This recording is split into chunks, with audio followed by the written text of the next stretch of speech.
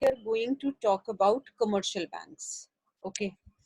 Commercial bank is a very important topic in money and banking. So we have already understood what money is. After understanding money, let us see what a commercial bank is. The commercial bank can be defined as a financial institution that accepts the deposits from the general public for the purpose of lending and investing.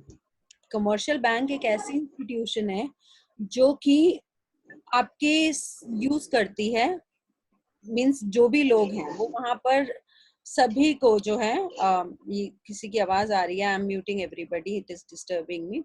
Yeah, commercial bank can be defined as a financial institution. That means commercial bank is a financial institution.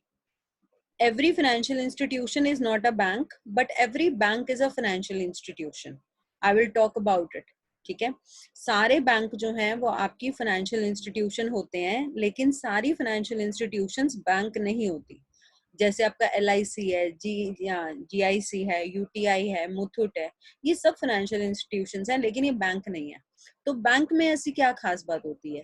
तो banks are those which accepts the deposits from the general public. तो वो general public से deposits accept करते हैं, और वो ऐसे deposit accept करते हैं which are repayable on demand, which are repayable on demand, right? That means whenever I want my money, मेरा पैसा जब भी मुझे चाहिए मैं अपना पैसा निकाल सकती हूँ. ठीक है, तो ऐसी मनी जो है, ऐसी डिपॉजिट्स कमर्शियल बैंक्स एक्सेप्ट करते हैं. अब इस मनी का करते क्या है वो? They use this money for the purpose of lending and investing. They use this money for the purpose of lending and investing. Okay. So, though accepting deposits for the purpose of lending constitute the main function, they do some other functions also. What are their other functions? Their other functions include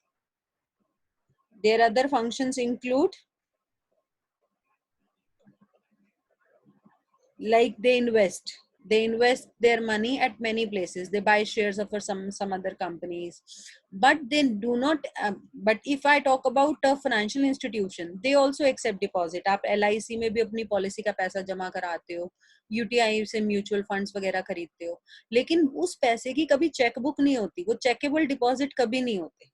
okay. और दूसरी feature ये है कि वो कभी भी credit creation नहीं करते. क्रेडिट क्रिएशन क्या है वो आज हम समझेंगे कि बैंक कैसे टोपियां घुमाता है और कैसे वो 10,000 को 1 लाख में कन्वर्ट कर देता है. Okay.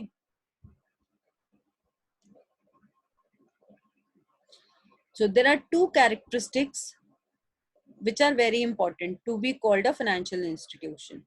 Okay, if there is a financial institution and it wants to be called a bank, there are two characteristics which it must fulfill. तो दो कैरेक्टरिस्टिक इसमें होनी चाहिए. एक, इसके डिपॉजिट चेकेबल हो. जैसे जी आपका LIC में पैसा पड़ा है, आप उसे निकाल नहीं सकते, उसकी कोई चेकबुक नहीं है. ओके. और सेकेंड, ये मनी क्रिएट करता हो. मनी क्रिएट कैसे करता हो? Through credit creation process. Okay. तो बैंक्स और NBFC means non-banking financial institution. Those who are watching this video with a notebook and pen, kindly note down. NBFC stands for non-banking financial companies. Okay. So these are financial institutions but not banks. So banking means you are accepting deposits which are withdrawable by check or on demand. Means whenever I want my money, I can take it back. मेरा पैसा है, मुझे जब वापस चाहिए मैं तब निकाल सकती हूँ. तो we call it to be a bank. और नॉन बैंकिंग फाइनेंशियल कंपनीज उन्हें कहते हैं बेटा जो आपकी मनी एक्सेप्ट कर रही हैं, लेकिन वो मिलेगा एक पर्टिकुलर टाइम के बाद ही आपको. आपकी पॉलिसी मैच्योर होगी, ठीक है, या आपने जो भी उनसे लिया है उसके अकॉर्डिंग वो आपको रिटर्न मिलेगा. तो NBFC can not accept demand deposits. फिर आपको बैंक अगर चाहिए तो आपको बड़े स्ट्रिंजेंट लॉज हैं जिनको आपको फॉलो करना पड़ेगा. RBI ने बनाए हुए हैं, बहुत ज्यादा स्ट्रिक्ट लॉज हैं, वो आपको पूरे करने पड़ेंगे. और नॉन बैंकिंग फाइनेंशियल कंपनी बनाने के लिए ऐसा कुछ नहीं है, बहुत ज्यादा रेगुलेशंस नहीं है. अप्रूवल थोड़ा बहुत कई मामलों में चाहिए होता है, लेकिन बहुत ज्यादा formalities non banking financial corporation बनाने में नहीं है. ओके. अब इनके ऊपर हमने एक लिमिटेशन लगा रखी है कि ये नॉन बैंकिंग एक्टिविटी नहीं कर सकता. और इनके ऊपर ये लिमिटेशन लगा रखी है कि इन्होंने ये चेक फैसिलिटी नहीं दे सकते, ये ऐसा कोई डिपॉजिट एक्सेप्ट नहीं कर सकते जिसमें जो है ये चेक एक्सेप्ट करते हो, चेक एक्सेप्ट करते हो, ठीक है, ये ऐसा कोई वो नहीं कर सकते। फॉरेन इन्वेस्टमेंट इसमें 74% तक अलाउड है और इसमें 100% तक अलाउड है, ओके क्योंकि हम इस पे ज्यादा रिस्ट्रिक्शन नहीं लगा रहे तो इस पे हमने 100% तक फॉरेन इन्वेस्टमेंट अलाउ कर रखी है, okay, so this is the difference.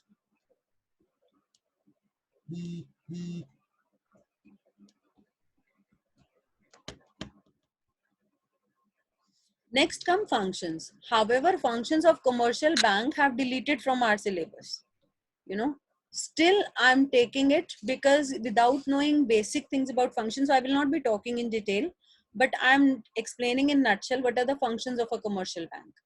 So I can categorize all the functions into two: primary functions and secondary functions. Okay. Primary functions include accepting. Ma'am ये हेड क्या है वैसे? Yeah, somebody wants to say something. I will take up your doubts once I'm clarifying everything. I will be taking up your doubts. Okay. Accepting deposit, you can note down doubts. Accepting deposits. Accepting deposits means we commercial banks accept deposits of general public. They accept deposits in the form of your you know, current account, saving account, fixed deposits. So these are various forms in which it accepts deposits from general public. आप अपना पैसा, अगर आपको businessman हो तो आप current account खोलोगे, जितनी मर्जी बार पैसा जमा कराओ निकालो। अगर आप एक हाउस होल्ड हो, अदरवाइज हो, तो आप सेविंग अकाउंट खोलते हो कि मेरे पैसे मैं सेव कर रहा हूँ, लेकिन जब भी मुझे जरूरत हो मैं निकाल सकता हूँ। तो सेविंग अकाउंट पे बहुत कम इंटरेस्ट मिलता है और करंट अकाउंट पे इंटरेस्ट मिलता ही नहीं है, रादर बैंक आपसे अपना सर्विस चार्ज लेता है। और फिक्स डिपॉजिट जब आप कराते हो 3 महीने से लेके आपकी 10 साल तक की फिक्स डिपॉजिट होती है, तो जितनी लंबी टर्म होती है फिक्स डिपॉजिट का रेट ऑफ इंटरेस्ट उतना ज्यादा आपको मिलता है, ठीक है। सेकेंड फंक्शन बैंक करता है providing loans and advances. Second function bank करता है प्रोवाइडिंग लोन्स एंड एडवांसेस, आपको लोन्स और एडवांसेस देता है बैंक, ओके, बैंक आपको लोन्स एंड एडवांसेस देता है, ओके। तो लोन्स कैसे देता है? It can be short term loan, long term loan और it may be demand loan.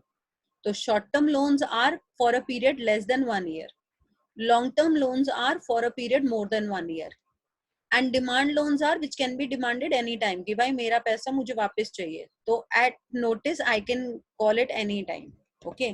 Otherwise आप ऐसे भी कह सकते हो बैंक कार लोन्स देता है, होम लोन्स देता है, तो उस तरीके से भी कैटेगराइज कर सकते हो, मैंने टर्म वाइज किया है, ओके। क्रेडिट क्रिएशन अभी हम समझेंगे कि बैंक कैसे क्रेडिट क्रिएट करता है, यू नो, बैंक कैसे हमारी मनी को मैनिपुलेट करता है। Coming to secondary functions, agency functions and utility functions. See, agency functions can be further classified into 3. Interest payment. One is interest payment. Okay. Agency function 1 is interest payment. Okay. Second one is installment payment. They like you might have seen that on my behalf my EMIs are deducted, my car loan EMI, home loan EMIs, so it pays my installments on my behalf, it pays my interest on my behalf, it collects my interest or dividend on shares and debentures on my behalf, right? Utility functions it give you overdraft facility. Overdraft facility क्या होती है बेटा? You accounts में आता है ये term. मैं businessman हूँ, अगर मेरा करंट अकाउंट है, करंट अकाउंट में 4,000 रुपए है और मैंने किसी को चेक दे दिया 5,000 का, अगर वो चेक बाउंस होगा तो मेरी बड़ी इंसल्ट होगी। तो मैं बैंक से कई बार एक प्रोविजन लेके चलती हूँ कि आप मेरा कोई भी चेक जो है बाउंस नहीं करेंगे और इतनी लिमिट तक की आप ओवरड्राफ्ट फैसिलिटी मुझे देंगे, उसके बदले में बैंक मुझसे कुछ ना कुछ गारंटी भी ले सकता है, कोलेटरल भी ले सकता है, तो उसे कहते हैं हम ओवरड्राफ्ट फैसिलिटी, ठीक है। देन इज यूटिलिटी फंक्शंस में नेक्स्ट है आपका डिस्काउंटिंग बिल ऑफ एक्सचेंज। आप जो है बिल ऑफ एक्सचेंज क्या होते हैं, आजकल कम यूज होते हैं। Bill of exchange is like an instrument, cheque की तरह ही होता है ये, उस पे लिखा रहता है कि I will be paying this much after so and so period. तो 3 महीने 6 महीने ऐसे के होते हैं बिल ऑफ एक्सचेंज। अब मेरे पास एक बिल ऑफ एक्सचेंज है जिसकी पेमेंट 6 महीने बाद या 3 महीने बाद आनी है, ठीक है। और मैं जो है उसे चाहती हूँ वो आज ही डिस्काउंट हो जाए। तो बैंक क्या करता है, अगर 10,000 का बिल ऑफ एक्सचेंज है वो मुझे अभी उस पे 8,000 9,000 दे देता है, तो ये जो डिफरेंस है ये बैंक की इनकम हो जाती है। तो इसको हम कहते हैं discounting bill of exchange. Next utility function है लॉकर फंक्शन। बैंक हमें लॉकर फैसिलिटी दे देता है, बैंक हमें लॉकर फैसिलिटी दे देता है। तो लॉकर फैसिलिटी का हम कैसे एडवांटेज लेते हैं? लॉकर फैसिलिटी का हम एडवांटेज ऐसे लेते हैं कि जैसे हमारे कोई इंपॉर्टेंट डॉक्यूमेंट्स हैं, हमें लगता है घर में चोरी हो सकते हैं, ठीक है। I know one of my relative, उनके घर में एक बार आग लग गई थी, तो क्या हुआ, उनके सारे ओरिजिनल डॉक्यूमेंट्स, आज तक भी उनके पास अपने ओरिजिनल्स नहीं है, वो सारे उसमें जल गए। तो हम अपने ओरिजिनल सर्टिफिकेट्स, अपनी प्रॉपर्टी के कागज, many a times we want कि वो सेफ रहें, तो हम एक लॉकर फैसिलिटी ले लेते हैं, वहां हम अपनी ज्वेलरी रख सकते हैं, बहुत कुछ रख सकते हैं।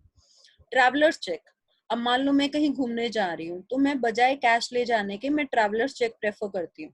जनरली हम ये फॉरेन विजिट्स के लिए करते हैं कि हमने यहाँ कैश जमा करा दिया 5 लाख, मैं घूमने गई और फ्रांस में, मुझे वहां की करेंसी में वहां जाऊंगी, विड्रॉ कर लूंगी चेक दिखा के। तो ट्रैवलर्स चेक की भी फैसिलिटी बैंक हमें देता है। अभी इन्होंने कई फैसिलिटीज की बात नहीं की। कई फैसिलिटीज कौन सी की बात नहीं की इन्होंने? इन्होंने बात नहीं की अभी आपके कि भाई जो है एटीएम फैसिलिटी हो गई, या आपकी ट्रांसफर ऑफ मनी फंक्शन हो गया कि हमें पैसा कहीं भी ट्रांसफर करना हो हम बैंक के थ्रू कर लेते हैं। डिमांड ड्राफ्ट बैंक हमारे लिए बनाता है। बैंक हमारे बिहाफ पे हमारा जो है बहुत सारा इंटरेस्ट भी ले लेता है ना। So all these things, right? Okay, thank you so much.